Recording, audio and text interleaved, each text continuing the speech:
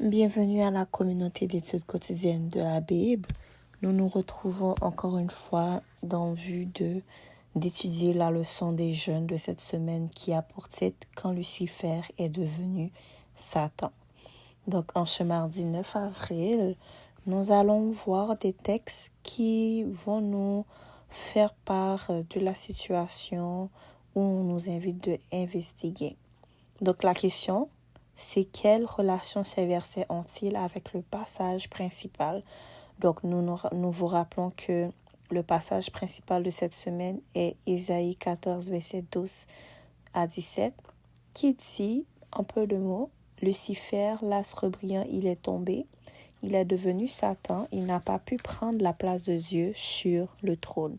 Donc, à chaque fois que je vais dire un verset, je vais expliquer en fait ou en peu de mots dire ce qui se trouve dans ce verset en question. Le premier verset que nous avons, c'est Ézéchiel 28, le verset 12 à 19. Donc, qui nous dit ceci, c'est que sa révolte, donc la révolte orgueilleuse de Satan, elle fut alimentée par la corruption de sa sagesse et par l'amour de soi. Donc, c'est ce qui l'a poussé à se révolter. Ensuite, nous avons Apocalypse 12, verset 1 à 12, qui dit que le diable, il est sur la terre présentement, il est en colère parce qu'il sait qu'il a peu de temps pour induire en erreur les enfants de Dieu. Nous avons 2 Corinthiens 11, verset 14, qui dit que Satan, malheureusement, il se déguise en ange de lumière, sachant qu'il était déjà un ange de lumière dans le ciel, mais qu'il a perdu ses pouvoirs. En fait, il n'a pas perdu ses pouvoirs, mais que Dieu, en fait, il l'a chassé du ciel et que maintenant, malheureusement, nous sommes la planète sur laquelle il a échoué. En fait, il a pu trouver place pour exercer sa domination, mais il a encore des pouvoirs, donc il se déguise en ange de lumière. Et à cause de ces déguisements, en fait, il arrive à séduire des personnes, des humains, et leur induire en erreur. Nous avons Luc 10, verset 18, qui dit que Satan, en fait, il tombera du ciel comme un éclair. Ensuite, nous avons Romains 5, versets 18 et 19, qui nous dit que par la désobéissance d'un seul, tous ont souffert, et c'est par l'obéissance d'un seul que tous seront sauvés. Et à ceci, nous disons Amen.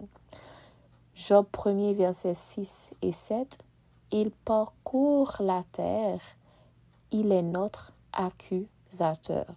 Toujours nous parlons de Satan. Jean 12, verset 31, le prince du monde sera jeté dehors lors du jugement. Et pour finir, nous avons 2 Thessaloniciens 2, verset 1er à 4. Ne vous laissez pas séduire par quoi que ce soit. Il faut que l'apostasie soit arrivée pour que le fils de la perdition s'élève avant d'être anéanti par Dieu. Et la question, c'était quelle relation ces versets ont-ils avec le passage principal? Donc, tout simplement, ça nous montre que Lucifer, en fait, il n'est plus celui qui était avant. Il est devenu Satan, un ange déchu, et qu'il essaie par tous les moyens de séduire les humains, de nous induire en erreur. Il essaie de prendre la place de Dieu, etc. Mais nous avons l'assurance que par un seul, à cause du sang de Jésus-Christ qui a été versé pour nous, nous avons accès à la vie éternelle, nous sommes sauvés. Donc, c'était la leçon des jeunes en date du mardi 9 avril qui nous invite à investiguer. Donc, c'est quand Lucifer est devenu Satan. Encore une fois, merci à vous qui prenez le temps d'écouter la leçon des jeunes, d'étudier avec nous à chaque jour. Continuez à partager la vidéo tout autour de vous, que plus de personnes puissent aussi bénéficier de cette leçon. N'oubliez pas de vous abonner à notre page YouTube en vue de toujours recevoir les vidéos à chaque fois qu'elles sont postées. Vous pouvez aussi nous suivre sur notre chaîne sur WhatsApp, donc Communauté d'études quotidiennes de la Bible. Vous abonnez pour que vous puissiez recevoir les liens de toutes nos vidéos.